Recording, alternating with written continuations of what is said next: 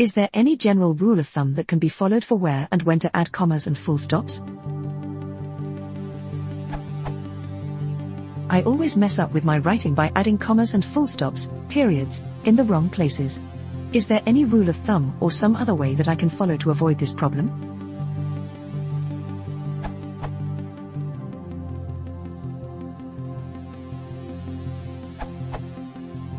Write a sentence, then read it back to yourself. If at any point you feel the need to pause, that's where you put a comma.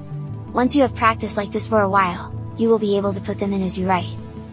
Full stops go only at the end of sentences, it's that simple.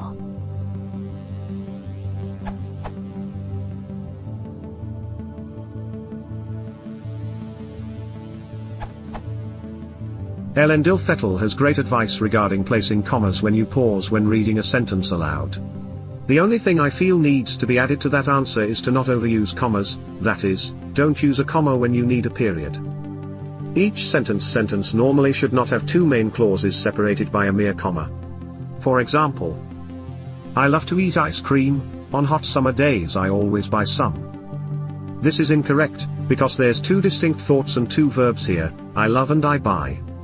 The correct version would be, I love to eat ice cream. I always buy some on hot summer days. Alternatively, since these two thoughts are closely related, you could use a semicolon instead of a period. I love to eat ice cream, on hot summer days I always buy some. Note how in this case you would not capitalize the letter after the semicolon, because it is not the first letter of a new sentence. Edit. What I'm trying to help you avoid is creating run-on sentences, which can happen when you use a comma when you should use a period. This is known as a comma splice. Edit 2. User Smears pointed out another error in my explanation. My explanation was too simplistic and excluded some perfectly acceptable sentences. You can join two main clauses with a coordinating conjunction.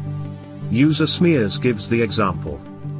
I like Mary and I hate John. In this case there's two clear main clauses, each with their own finite verb, like and hate. However, while this is perfectly acceptable for short, closely relayed clauses, it can quickly lead to run-ons if you're not careful. I like my co-worker Mary from the accounting department, but I hate my other co-worker John from engineering because John always thinks he's better than everyone else and he always corrects other people's grammar, but I really don't think he speaks very well, and when someone criticizes other people for something they themselves are guilty of, that's called being hypocritical, and I don't like people who act like that.